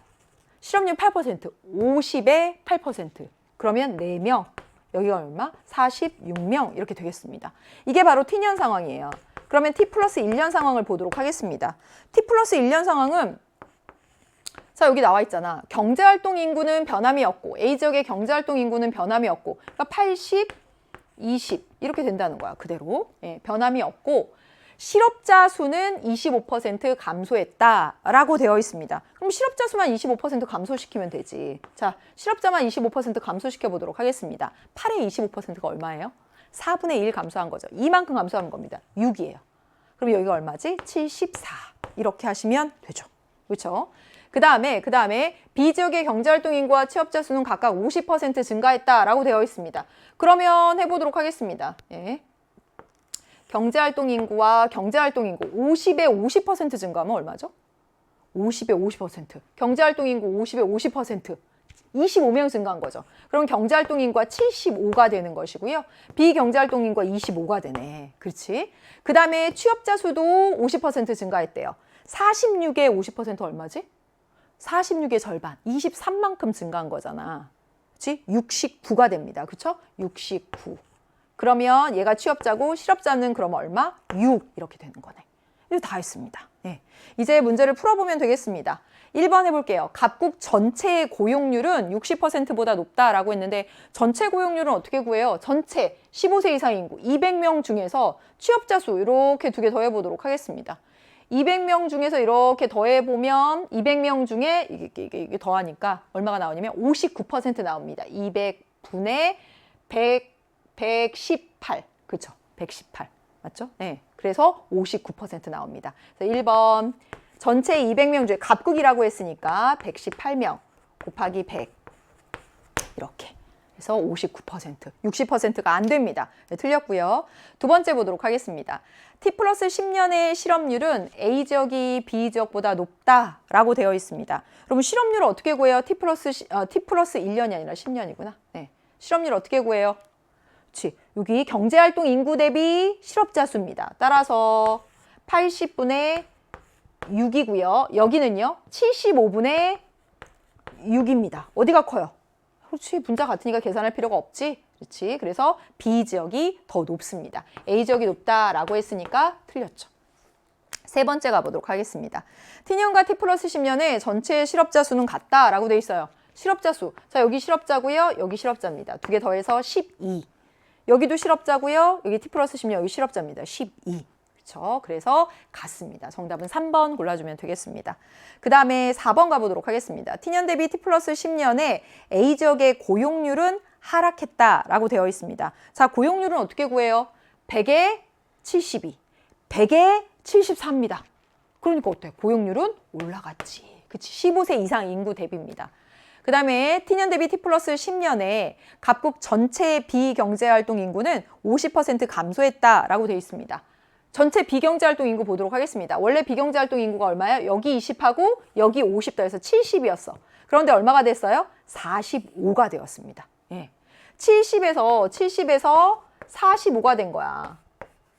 70에서 45가 된 게 50% 감소한 거야? 아니죠. 그쵸? 예. 25만큼 줄어들었으니까. 그래서 틀렸습니다. 예. 그래서 정답은 몇 번? 3번 이렇게 골라주시면 되겠습니다. 14번을 보도록 하겠습니다. 14번. 다음 자료에 대한 분석 및 추론으로 옳은 것은 이라고 했고 현재 시장 가격 얼마냐면 1,000원이다 이렇게 되어 있습니다. 1,000원이고요. 거래량은 3개다 이렇게 나와 있습니다. 그리고 총 잉여는 2,000이다 이렇게 다 나와 있습니다. 네. XZ 시장의 소비자는 각각 XZ를 한 개만 구입하고요. 생산자는 한 개만 판매합니다. 그래서 표 1은 네, 최대 지불용의 금액 나와 있고 그리고 생산자 잉여가 나와 있습니다.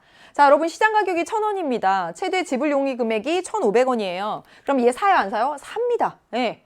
1,500원 내려고 했는데 1,000원이니까 얘도 사죠. 얘도 삽니다. 정무는 안 사겠죠. 그렇죠? 최대 지불 용의 금액보다 시장 가격이 크니까. 따라서 소비자 잉여를 계산해 보면 얘는 얼마냐면 500만큼, 얘는 얼마냐면 300만큼, 얘는 얼마냐면 100만큼이 되겠습니다. 따라서 소비자 잉여를 다 더해 보니까 얼마가 나오냐면 소비자 잉여가 900하고 나옵니다. 네.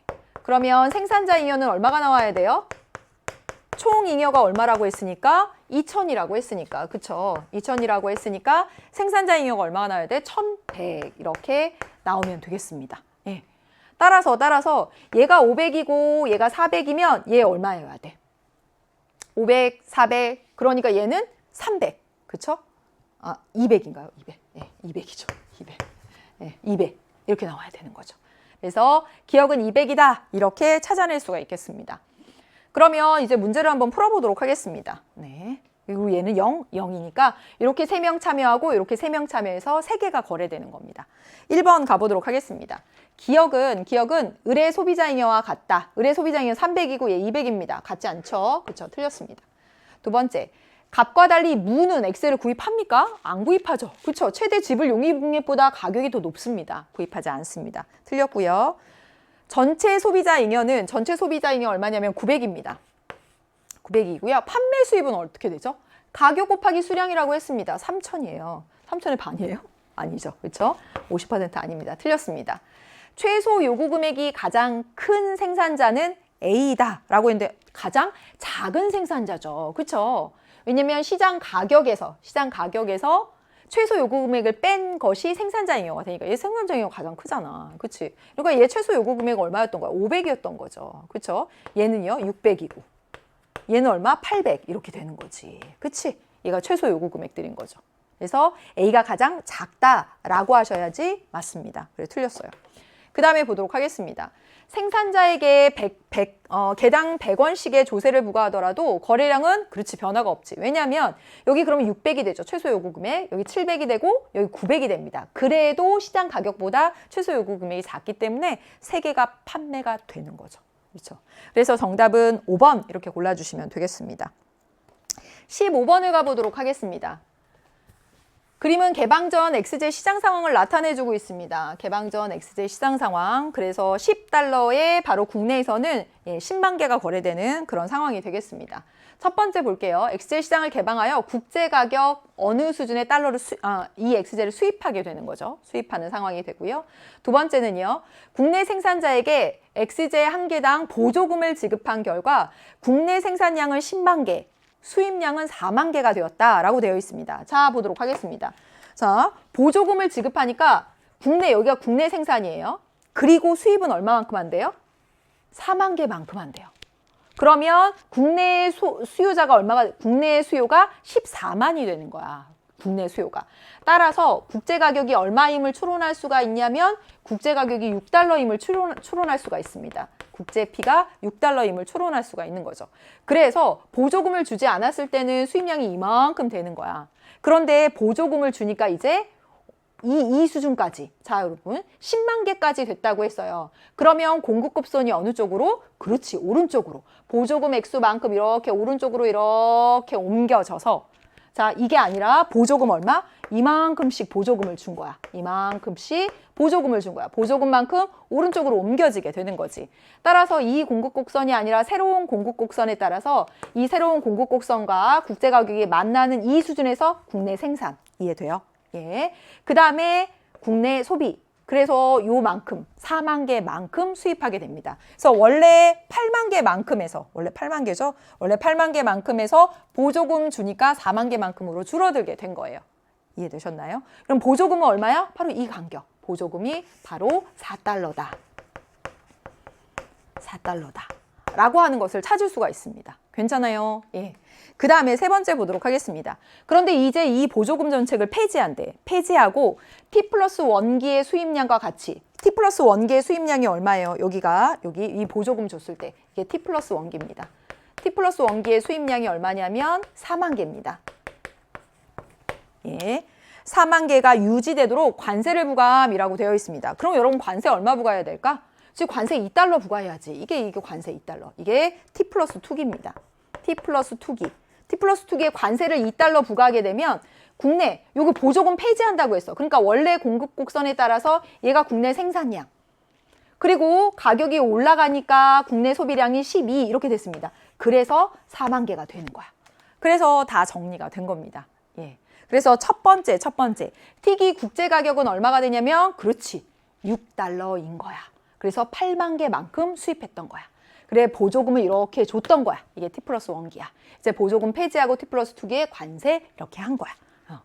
언제나 늘 나오는 문제 유형입니다. 그러면 보도록 하겠습니다. 기억에는 6달러가 들어가야 됩니다. 예, 국제 가격 이게 6달러 들어가야 되는 것이고요. 그리고 니은의 보조금은 얼마? 여기 4달러 들어가야 됩니다. 반대로 썼기 때문에 틀렸다. 그 다음에 T 플러스 1기의 국내 소비량은 T기보다 4만 개 많다라고 했는데요.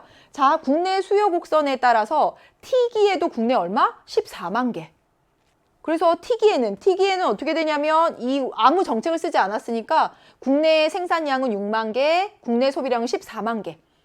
그런데 T 플러스 1기에는요. 공급만 이렇게 늘어났고 국내 소비량은 14만 개로 일정합니다. 그래서 두 번째도 틀렸습니다. 그 다음에 보도록 하겠습니다. T 플러스 1기의 수입액은 자, T 플러스 1기의 수입액은 얼마가 되는 거지? 4만 개를 수입했죠. 그쵸? 몇 달러에? 그치, 6달러에. 네. 이거죠. 그 다음에 T기에는요. T기에는 얼마를 수입했어? 그렇지, 이렇게만. 8만 개를 수입했죠. 몇 달러에? 6달러에. 예. 그래서 T 플러스 1기의 수입액은 T기보다 24만 달러 적다. 여기 68에 48이고 24니까 맞네요. 그래서 정답은 3번 이렇게 골라주시면 되겠습니다. 그 다음에 관세 수입 나왔어요. 관세 수입이 어디냐면 바로 여기가 관세 수입이 됩니다. 이만큼이 관세 수입이 되는 거죠. 2달러에 4만 개. 따라서 얼마? 8만 달러. 이렇게 하셔야 됩니다. 그래서 틀렸습니다. 네. 그 다음에 T+2기의 국내 생산량은 T+1기보다 T+2기의 국내 생산량 어떻게 되죠? T+1기 여기죠. T+1기의 국내 생산량 몇 개? 10만 개였어요. 그쵸? 10만 개. 그 다음에 T+2기에는요. T+2기에는 8만 개입니다. 네. 그래서 자 여기 T+2기의 국내 생산량은 8만 개. 그 다음에 T+1기는 10만 개. 그래서 2만 개가 어때? 적다라고 해야 됩니다. 그래서 틀렸습니다.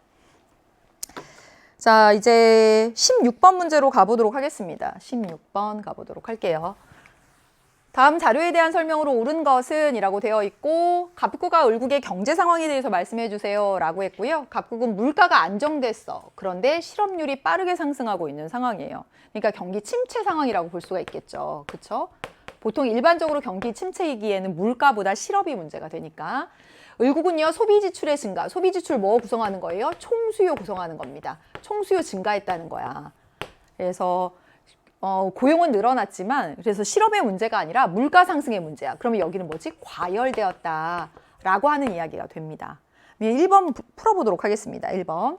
갑국에서 스태그플레이션 나타났다라고 했는데 스태그플레이션은 뭐냐면 물가도 오르고 실업도 오르는 거야.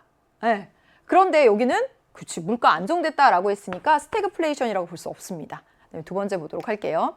갑국과 을국 모두 실질 GDP의 감소를 동반했다라고 했는데 여기 총수요 증가했어요. 그러면 이렇게 그려보면 어떻게 하냐면 여기 물가, 그 다음에 여기 실질 GDP 이렇게 쓴단 말이야. 총수요 증가하면 총수요 오른쪽으로 보내줘. 그러면 실질 GDP 증가한다고. 모두 실질 GDP의 감소를 동반한다. 틀린 얘기가 됩니다. 그 다음에 기업과 니은의 공통적인 발생 요인으로 얘가 총수요 증가고요. 일반적으로 침체기는 그렇지 않지. 그래서 틀렸습니다. 기업을 개선하기 위해서 이 침체의 문제를 개선하기 위해서 막 세금도 인상해? 돈 그렇지 않아도 없는데? 자, 안 되지. 틀렸고요.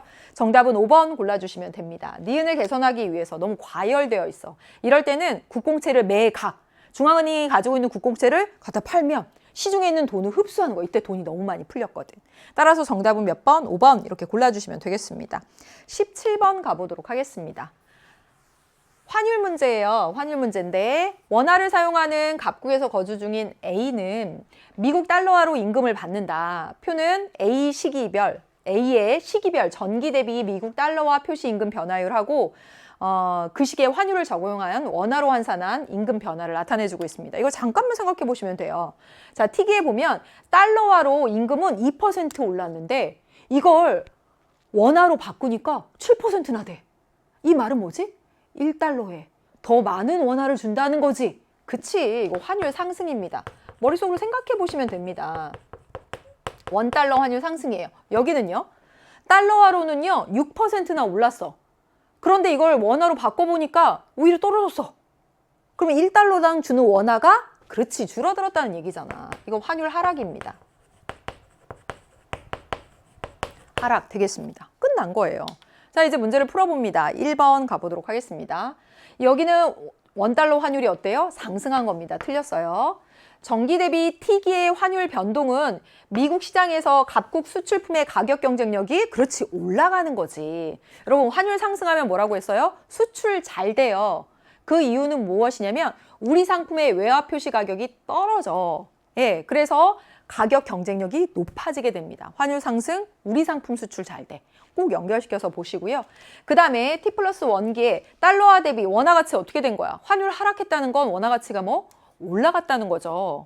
1달러에 1,000원에서 500원이야. 500원만 줘도 1달러 준다는 얘기야. 그래서 이 환율과 화폐 가치 반대로 읽는다. 계속 얘기했던 부분입니다.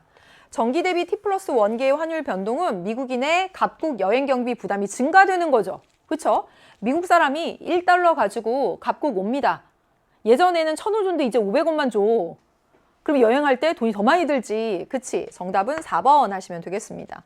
T+1기의 환율 변동은 갑국 기업의 달러화 표시 외채 상환 부담 떨어지는 거죠. 그렇죠? 조금 덜 줘도 되니까. 네, 떨어졌으니까. 따라서 정답은 4번 이렇게 골라주시면 되겠습니다.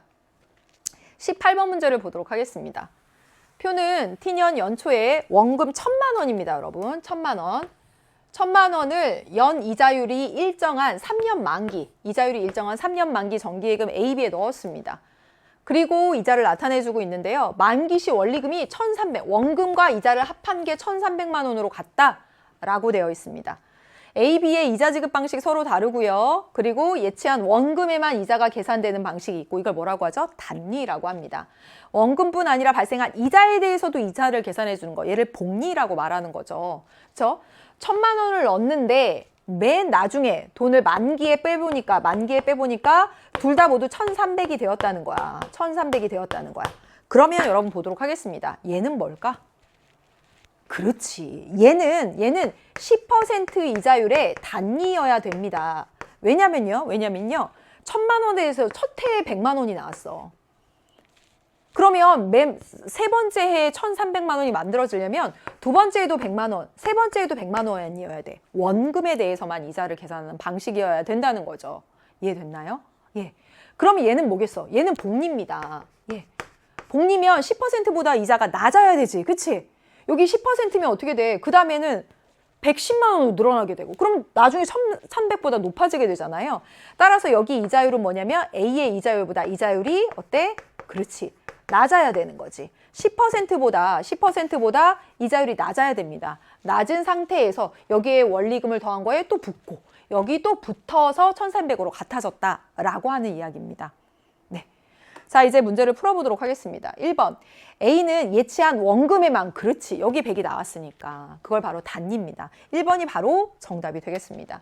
두 번째, 연 이자율은 B가 높으면 안 됩니다. 여기 10% 여기 더 높으면 여기 1,300만 원으로 안 끝납니다. 그렇죠? 틀렸습니다. 디귿은 100이다. 아니요. 100보다 작아야 됩니다. 틀렸어요. 그 다음에 니은하고 미음이 같다? 그렇지 않죠. 여기는 작게 시작해서 여기 점점 커지게 되는 거죠. 틀렸고요. 기억에서 니은으로의 증가율은 얼마 돼? 0%입니다. 그렇죠? 같으니까. 항상 원금에 대해서만 이자를 하니까 여기도 100, 여기도 100이니까 증가율 0입니다. 리을에서의 미음으로 증가율은요? 그렇죠. 커지죠. 그렇죠. 복리니까. 따라서 여기 증가율과 여기 증가율이 같다. 틀린 얘기가 되겠습니다. 정답은 1번 이렇게 골라주시면 돼요. 19번 문제를 보도록 하겠습니다. 다음 자료에 대한 분석으로 옳은 것은 이라고 되어 있고 갑을 병국의 국제거래에 따른 항목별 뭐라고 했어요? 수취액입니다. 수취액. 그쵸? 들어온 돈입니다. 들어온 돈이에요. 표 2는 갑국의 경상수지를 항목별로 나타낸 것이고요. 을국의 경상수지는 적자를 기록했다. 을국 적자. 을국 적자. 이렇게 나왔네요. 국제거래는 갑국과 을국, 네, 갑국과 병국 사이에만 이루어진다라고 되어 있습니다. 그렇다면 자 여기 이렇게 70을 받았다는 것은 을국과 병국에서 70을 줬다는 얘기가 되는 거지? 그치? 그리고 을국과 병국이 이렇게 40, 20을 받았다는 건 갑국이 얘네한테 줬다는 얘기가 되는 거죠? 바로 그 구조만 이해하시면 됩니다. 자, 그래서 한번 해보도록 할게요. 상품 수지, 디귿에 들어갈 내용은 얼마일까요? 갑국의 경상수지표예요. 표 2는 갑국의 경상수지표예요. 70만큼 받았어요. 수취액이니까 70만큼 받았습니다. 을국과 병국이 받은 건 갑국이 준 거. 그쵸? 따라서 70이 나가고 70이 들어오고 60이 나간 거죠. 따라서 여기 얼마가 돼? 플러스 10이요. 이렇게 하시면 됩니다. 그쵸? 서비스 수지를 보도록 하겠습니다. 서비스 수지가 마이너스 25래. 마이너스 25. 그러면 얘네 둘 기억하고 니은 둘이 더해서 얼마가 된 거야? 30만큼 받았고 둘이 여기 나간 게 얼마야? 그렇지. 55만큼 되는 거죠. 그렇죠. 따라서 기억과 니은의 합은 55여야 됩니다. 정답은 바로 1번입니다. 바로 1번입니다. 그 다음에 본원소득수지예요. 여기 50만큼 받았고요. 50만큼 나갔습니다. 얘네가 받은 게 갑국이 나간 거니까 따라서 얼마? 0 하고 나온 겁니다. 그 다음에 여기 보도록 하겠습니다. 20만큼 받았고요. 나간 건 15만큼 나갔습니다. 그치? 얘네가 받은 게 갑국이 준 거니까. 따라서 계산해보면 얘가 들어온 거, 얘네 둘이 나간 거. 그래서 플러스 5 이렇게 됩니다. 정답은 1번 하고 바로 나오게 되고요. 이제 문제를 풀어보도록 하겠습니다. 디귿이 플러스 10이고요. 리을이 플러스 5입니다. 둘이 반대로 써서 틀렸고. 갑국은 해외 무상 원조금이 포함되는 항목. 해외 무상 원조금 뭐냐면 이전 소득 수주입니다. 플러스죠. 그쵸? 예. 그래서 적자다. 틀렸고요. 해외 지식재산권 사용료가 포함되는 항목에서 울국과 병국은 외화 지급액의 합은 50억 달러이다 라고 되어 있습니다. 해외 지식재산권 사용료 어디 있어요? 그렇지, 서비스 수지지. 그렇지? 서비스 수지에서 울국과 병국이 지급한 건 갑국이 받은 거지. 받은 거. 갑국이 받은 거지. 이게 수치액이잖아. 그러니까 얼마? 30억 달러다라고 쓰셔야 됩니다. 그래서 틀렸고요. 병국의 경상수지는 병국의 통화량 감소 요인이다라고 했는데요. 3국 간의 거래가 이루어지고 있습니다. 일단 을국은 적자야. 을국은 적자야. 갑국은요? 여기 플러스 10 마이너스 25 플러스 5야. 그러니까 갑국도 어때요? 갑국도 적자입니다. 그러면 3국 간에 이루어지면 두 나라가 적자면 어때? 하나, 병국이 흑자라는 얘기가 되는 거지. 그치? 따라서 병국의 경상수지는 병국 흑자야. 돈이 많이 들어왔어. 통화량 증가 요인이다 라고 쓰셔야 됩니다. 정답은 1번 하시면 되겠습니다. 오늘의 마지막 문제를 보도록 하겠습니다. 오늘의 마지막 문제 20번 문제예요. 다음 자료에 대한 분석 추론이라고 되어 있고요. 투자와 관련된 겁니다. 금융상품과 관련된 것이고 갑은 T 시점에 자신이 보유하고 있는 전 재산을 정기예금, 주식, 채권의 동일한 금액으로 나누어서 1년간 투자를 하려고 합니다. 네. 정기예금의 경우 이자율은 10%다라고 되어 있습니다. 그림은 T 플러스 1년 시점에 투자가 종료된 직후 예상되는 상황별 갑의 자산 대비 정기예금, 주식, 채권의 자산 대비 비율을 나타내주고 있다라고 되어 있는데 이건 진짜 어려운 문제 아닙니다. 일단 T 시점에 동일한 액수를 예금에, 주식에, 채권에 이렇게 넣었다고 했으니까 300만 원을 100만 원, 100만 원, 100만 원으로 넣었다라고 생각해 보도록 하겠습니다. 그러면 정기예금은 얼마가 된 거예요? 무조건 1년 뒤에 10%니까 이게 110만 원이야. 이를 토대로 알 수 있는 거지. 자, 정기예금 110만 원이 여기도 정기예금 110만 원입니다. 정기예금 110만 원이 갑이 가지고 있는 전체 자산에서 차지하는 게 44%래. 그러면 전체 자산이 얼마인 거야? 그렇지, 250만 원이 된 거야. 그러니까 전체 얼마에서 300에서 250으로 줄어드는 상황이 됩니다. 정기예금에서는 10% 이익이 났는데 채권은 한번 보도록 하겠습니다. 250에 36% 하면 얼마가 나오냐면 90만 원 하고 나옵니다. 그 다음에 250에 20% 하면 얼마냐면 50이 나옵니다. 그럼 결국은 어떻게 되냐면 채권은 10% 마이너스가 된 거죠. 이해되시죠? 그쵸? 주식은 얼마? 반으로. 이렇게. 그래서 여기서 손실을 많이 본 거예요. 여기서 이익이 났더라도. 그래서 전체적으로 300에서 250이 된 거야. 여기를 보도록 하겠습니다. 110만 원이 차지하는 게 22%래. 그러면 전체 자산이 얼마냐면 그렇죠. 500만 원이 되겠습니다. 500만 원이죠. 그렇죠? 500에 18% 하면 얼마가 나오냐면 90입니다.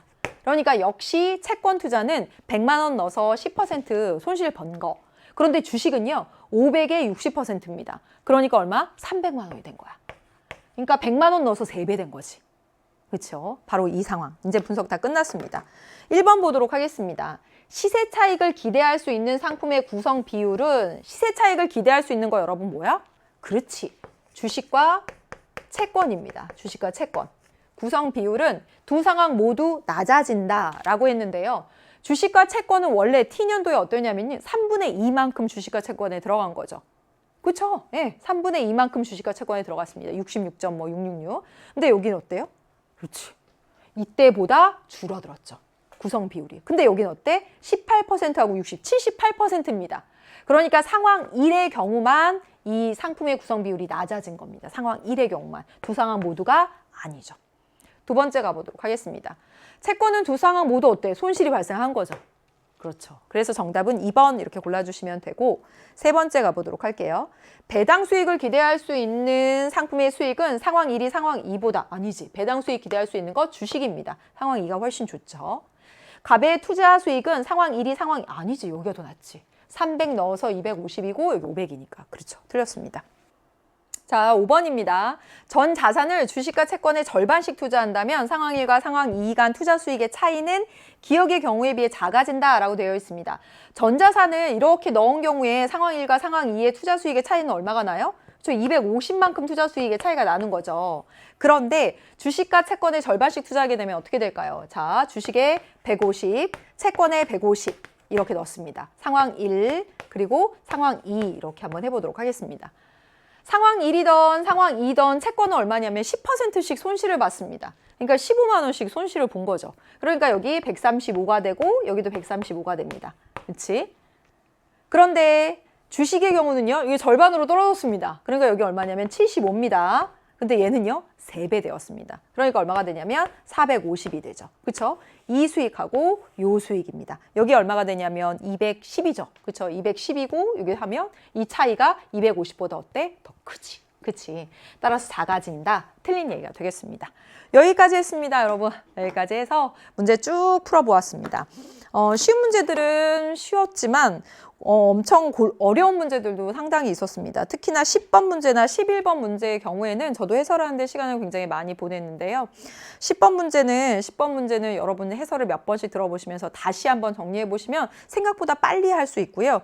그 다음에 11번 문제의 경우에 비교 우위와 관련된 문제의 경우에서는 이 양국 모두 이익이 발생할 수 있는 범위, 그 다음에 교역 조건을 토대로 해서 을국의 최대 생산 가능한 X제와 Y제의 수량을 추론해 보는 것. 네, 그걸 생각해 보시면 풀 수 있을 겁니다. 어려운 문제 맞았고요. 너무나 고생 많이 하셨습니다, 여러분. 네, 우리는 또 다른 강의에서 수험생은 만나도록 해요. 고생 많으셨습니다. 굿럭 투유.